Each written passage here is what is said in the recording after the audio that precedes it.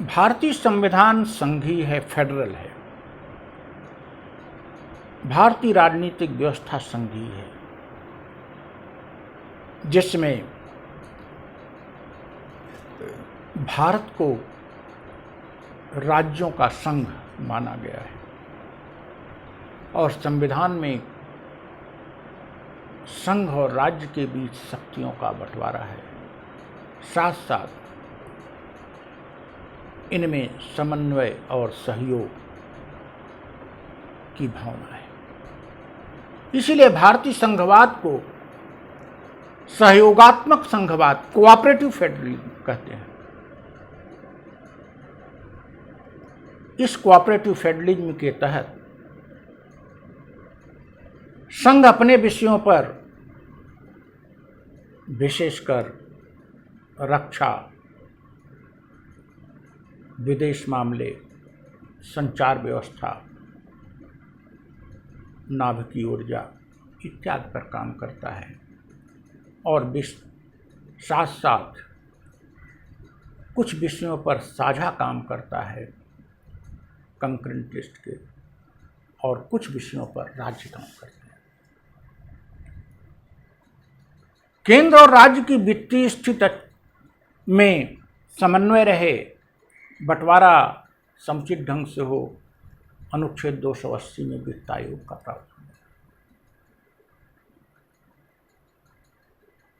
केंद्र और राज्य के बीच सहयोग बनाने के लिए, कोऑर्डिनेशन बनाने के लिए संविधान में अनेक अनुच्छेद हैं।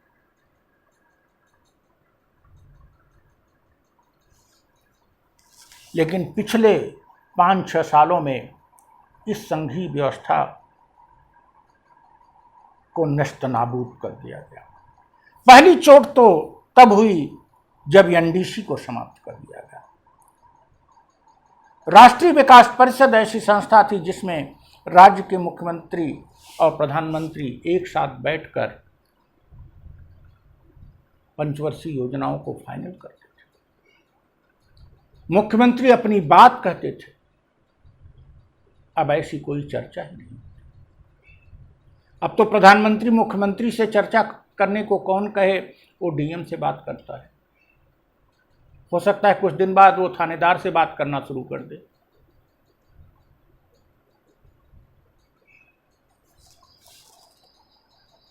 कोरोना संकट काल में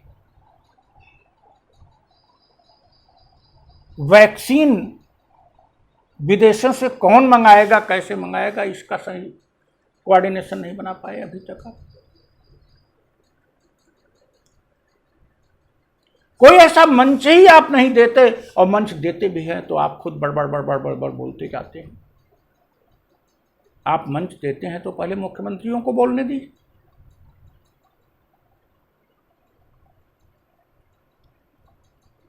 शिक्षा की बात होगी, आपका शिक्षा मंत्री भी पीछे, देश के मुख्यमंत्री और राज्यों के शिक्षा मंत्री भी पीछे। आप आके, जैसे आप जो है डॉक्टर राधाकृष्णन से भी ज़्यादा योग्य हो, जिसकी डिग्री संदिग्ध वो शिक्षा देता है, पढ़ाता है। स्वास्थ्य मंत्री डॉक्टर साहब को बना दिए हैं, हर्षवर्धन जी को। वो बेचारे आपको एक प्रवक्ता बन के रह गए हैं। आप डॉक्टर भी बन जाते हो, आप सेना के जनरल भी बन जाते हो, आप बहुत बड़े संत भी बन जाते हो, गुफाओं में चले जाते हो कभी, और कभी रामनामी पहन के टहलने लगते हो। मिस्टर प्रधानमंत्री, ये फेडरल सिस्टम है। फेडरल सिस्टम में आप अपने बीजेपी के लोगों के साथ जो चाहिए वो करिए। उनकी अस्मिता नहीं है। आपके सांसदों की अगर अस्मिता नहीं है तो देश की जनता की अस्मिता है, और देश की जनता ने जिनको मुख्यमंत्री बनाया है राज्यों में, वो देश की जनता का प्रतिनिधित्व कर रहे हैं। उनको आप इग्नोर न करिए। आप अपनी पार्टी में सबकी अस्मिता को नष्ट कर दीजिए। आपके मंत्री आपके सामने न बोलें। पता नहीं क्यों डरते हैं।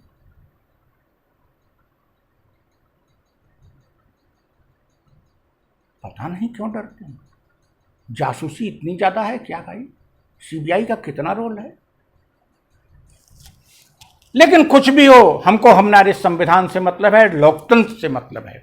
लोकतांत्रिक ढंग से चुनी गई सरकारों के मुख्यमंत्रियों की बात आपको सुननी पड़ेगी। आपके पार्टी के लोग आपसे नतमस्तक हो सकते हैं, लेकिन देश की जनता और अन्य दल को लोग आपके पास सामने क्यों नतमस्तक होंगे? भारतीय संविधान क्यों नतमस्तक होगा?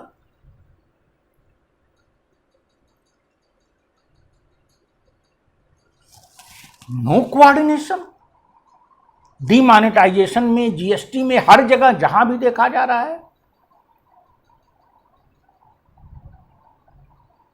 बड़े ऐप आप यूज करते हैं, लेकिन कोई ऐप ऐसा नहीं बना कि पूरे देश का कहाँ वेंटिलेटर की कमी है, कहाँ ऑक्सीजन की कमी है, हर मिनट आपके सामने आता रहता है और आप उपलब्ध कराते रहते हैं।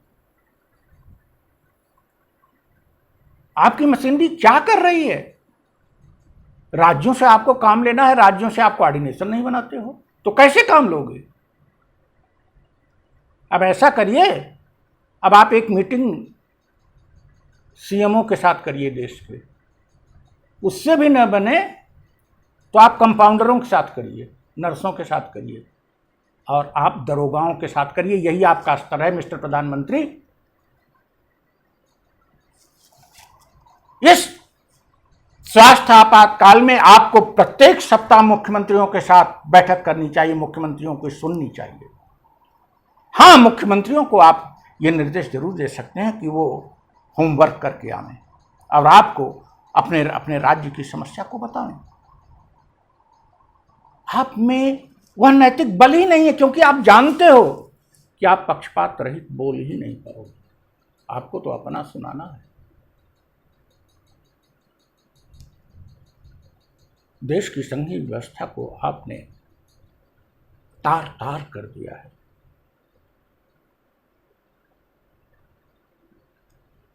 संघ के स्वरूप पर अगर इसी तरह से आघात, पहली चीज तो राज्यों को आपको मौका नहीं देना चाहिए बाहर से टेंडर ले। फिर अगर टेंडर मांगे भी केंद्र की अनुमति थी, तुरंत अनुमति दे देते आप। सब ढिल मिल चल रहा है, और किस चीज का राजनीतिक फायदा कहां से ले लें, बस यही सोचते हो आप।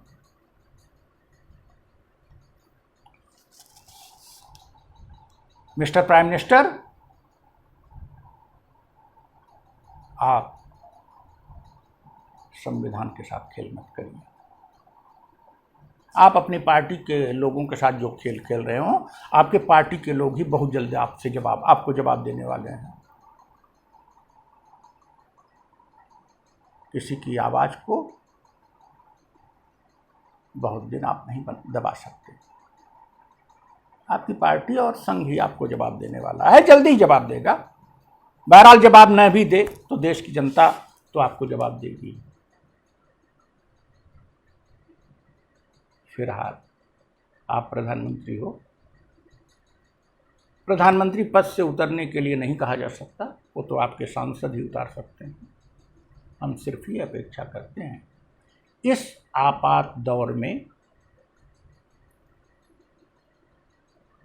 राज्य के मुख्यमंत्रियों के साथ सौहार्दपूर्ण वातावरण में खुलकर उनकी समस्याओं को सुनिए, समझिए और जल्दी से जल्दी इस संकट से देश की जनता को मुक्ति दिलाइए। Thank you.